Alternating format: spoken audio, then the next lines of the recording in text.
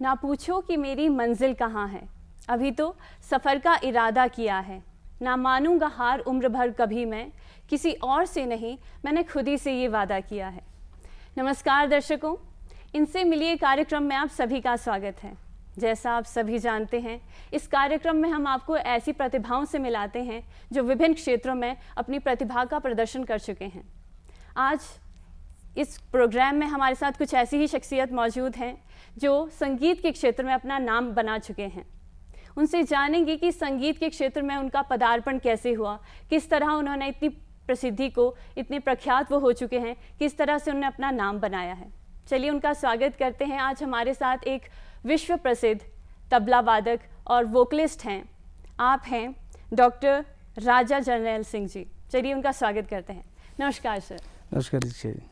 स्वागत है सर आपका हमारे स्टूडियोज़ में। धन्यवाद जी। सर, जैसे हम आपकी जर्नी के बारे में हम जानना चाहेंगे, क्योंकि संगीत है, इसकी बहुत सारी धाराएं हैं। आपसे जानना चाहेंगे आपकी शुरुआत कैसी हुई इस संगीत के क्षेत्र में? संगीत के क्षेत्र में मैं बचपन से आपको बताना चाहूँगा जी।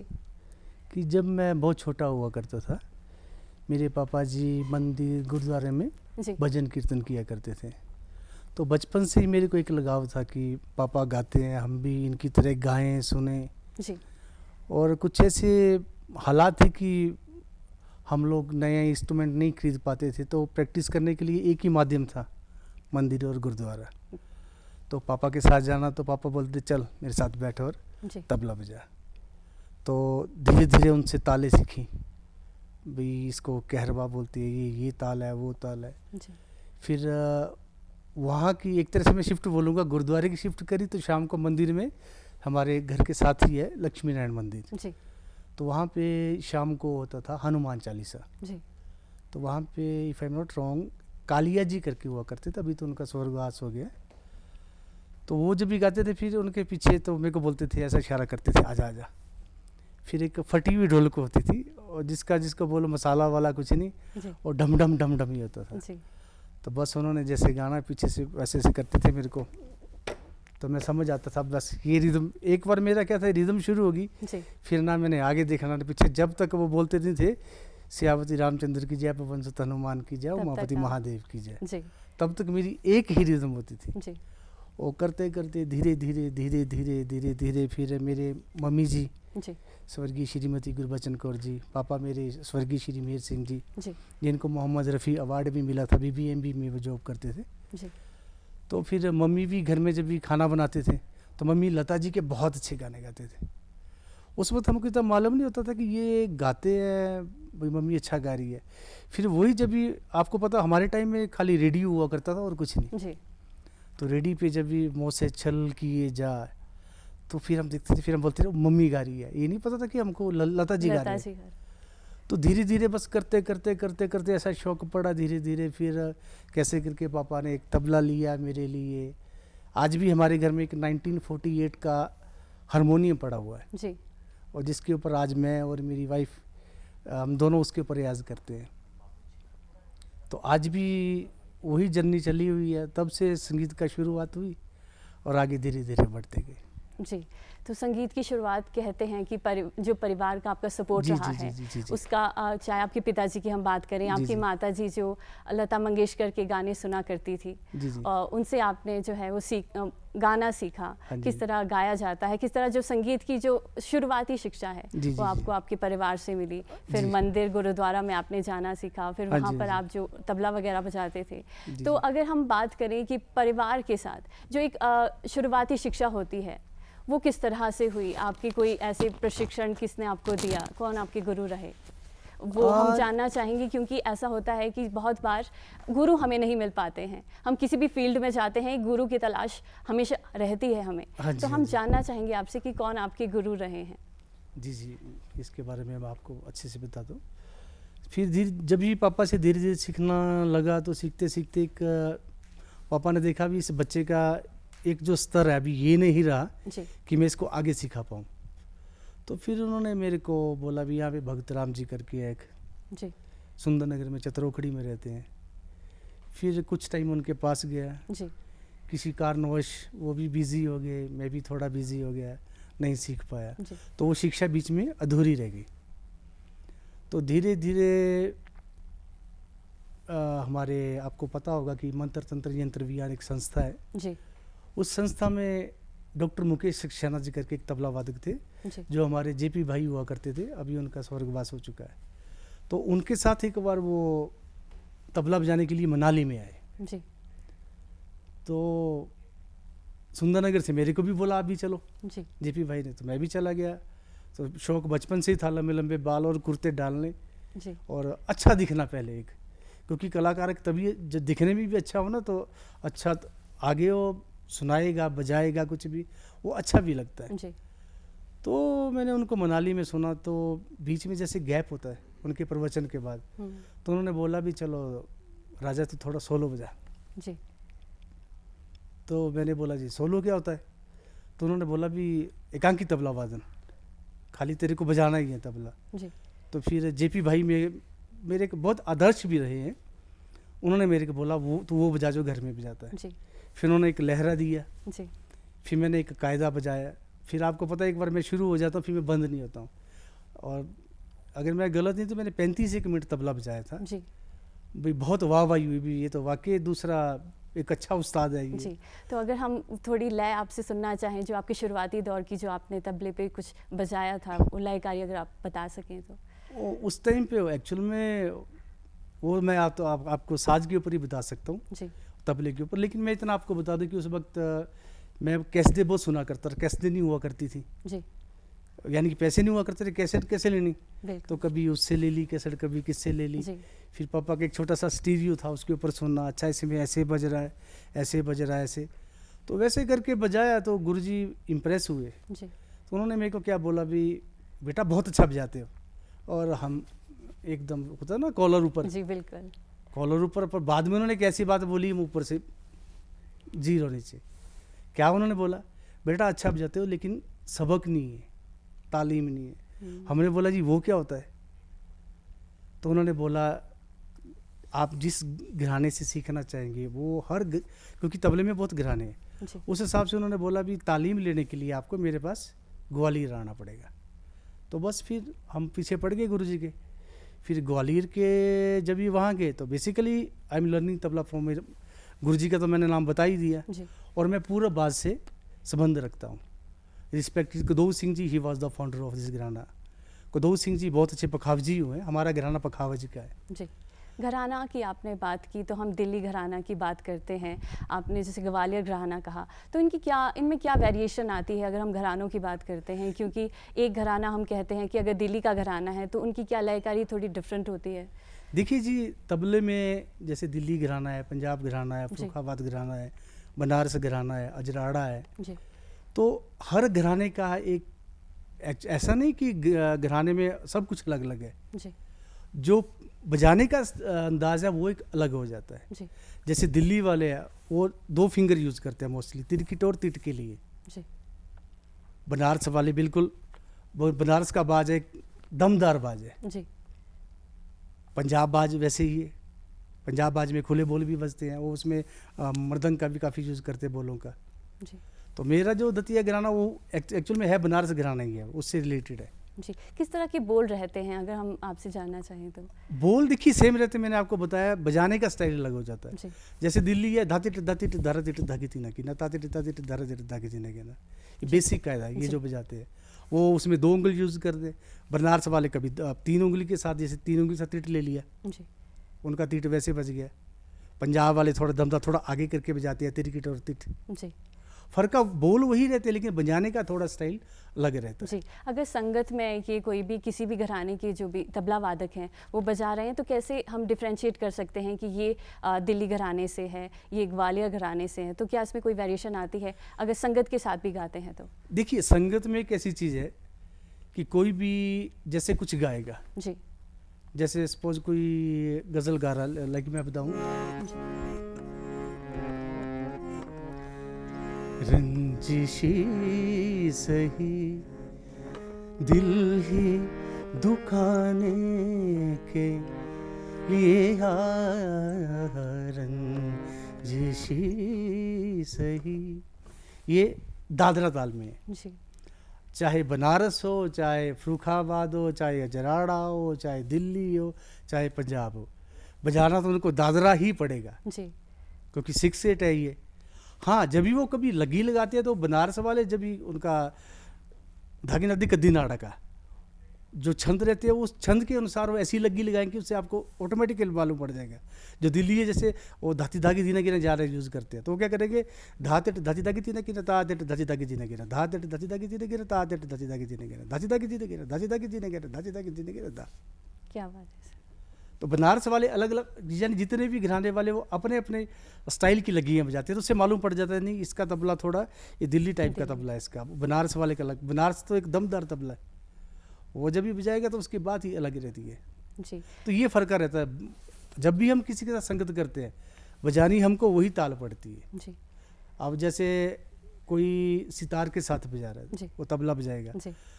तो दिल्ली वाला अगर बजाएगा तो उसकी उठान कुछ और टाइप की रहेगी, उससे मालूम पड़ेगा कि ये बनारस का बाज नहीं है।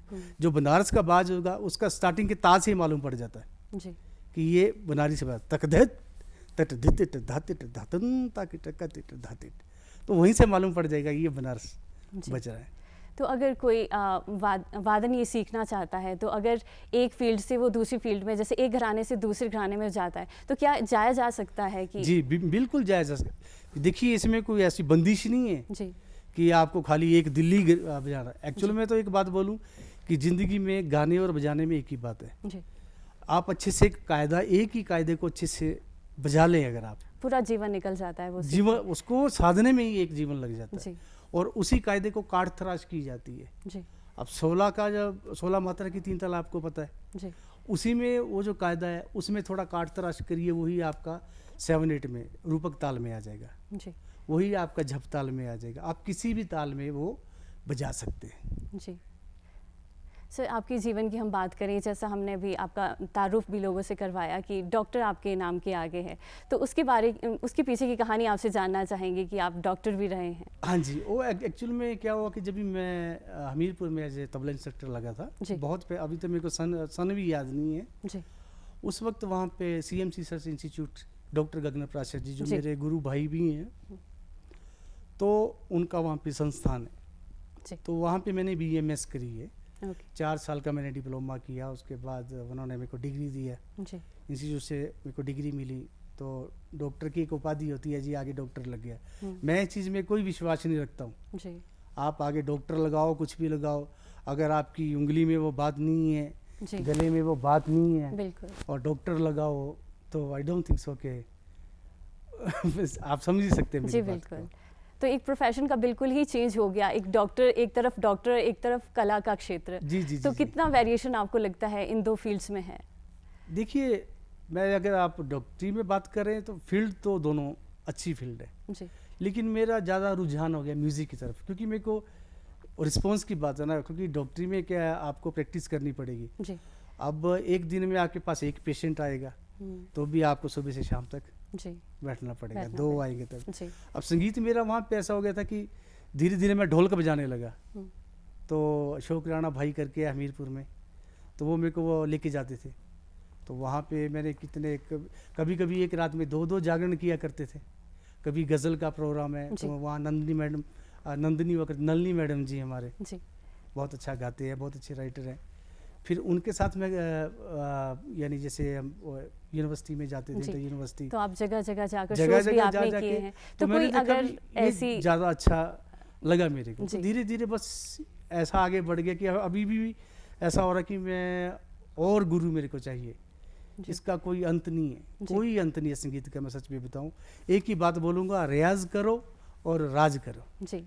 तो रियाज तो जैसा आपकी जो ट्रेनिंग है जो आपका रियाज है वो लगातार चलता रहता है ताउम्र चलता रहता है तो सर अगर हम आपसे थोड़ी 2 लाइन सुननी चाहें अगर कोई गज़ल आप हमारे दर्शकों के लिए जी पेश कर सकें। मेरी जो गायन की विद्या जो चल रही है मैं जो सीख रहा हूँ मेरे गुरुजी शेखावत हुसैन खान साहब रामपुर से शशमिन घराना से तो मैं उनसे गायकी सीख रहा हूँ और डॉक्टर मुकेश सक्सेना जी से अभी भी तबला सीख रहा हूँ और ये गुरु लोग मेरे को ये भी बोलते हैं अगर तेरे को ऐसा लगे कि मैं कोई और गुरु से भी तेरे को सीखना है तो तेरे को पूरी छूट है तो सीख सकता है तो मैं उनको बोलता अभी आप ही से ख़त्म नहीं हो रहा है जी। क्योंकि आपको दीक्षा जी की बात बताऊं, संगीत ऐसे नहीं आता है, ये हमारे कितने जन्मों का फल है ये, जी। तब जाके हम संगीत में आए हैं।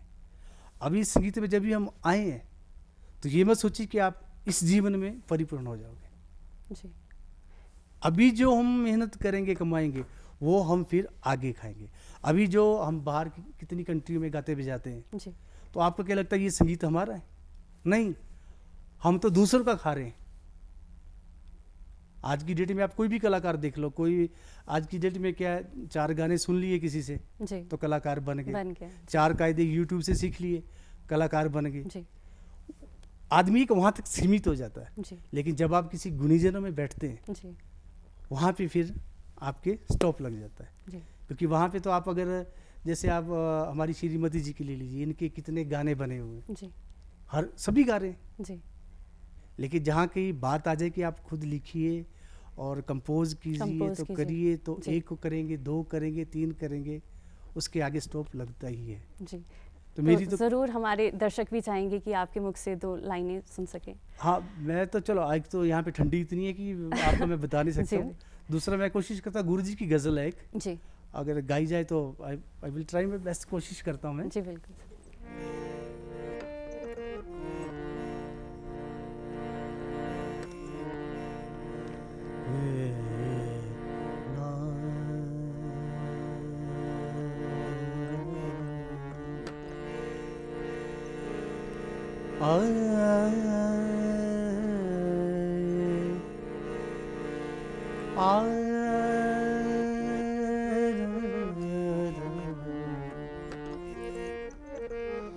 एक शेर आपकी नजर। इरशाद से। तुमने मेरे घर ना आने की कसम खा ली तो है, आंसुओं से भी कह दो कि आंखों में आना छोड़ दे।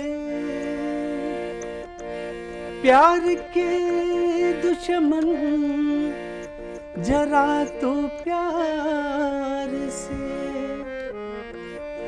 कह कर तो देख, एक तेरा दर ही तो क्या, हम तो जमाना छोड़ दे। क्या बात है। तो एक मैं स्थाई सुना देता हूँ। जी। तुमने जीने की जो दुआ दी है,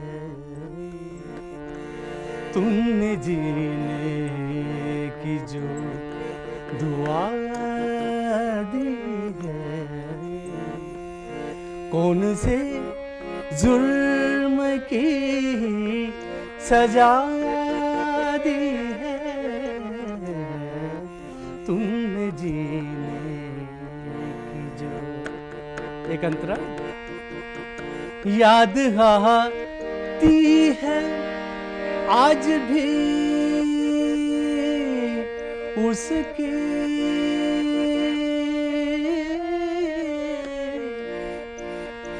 याद आती है आज भी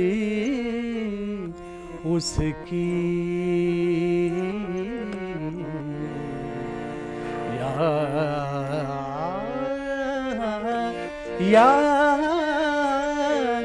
याद आती है आज भी उसकी, जिसकी तस्वीर तक जला दी है,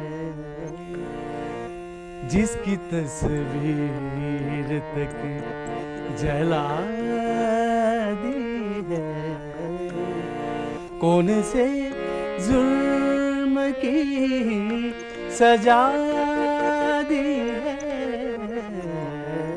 तुमने जीने की, तुमने जीने की, तुमने जीने की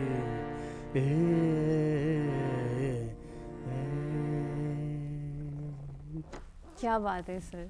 हमें लगता है कि हमारे दर्शक भी हमारे साथ झूम रहे होंगे, जिस तरह हमने एंजॉय किया हमारे दर्शक भी बहुत एंजॉय कर रहे होंगे। सर आपका बहुत बहुत धन्यवाद, इतनी प्यारी नज़्म आपने सुनाई सर।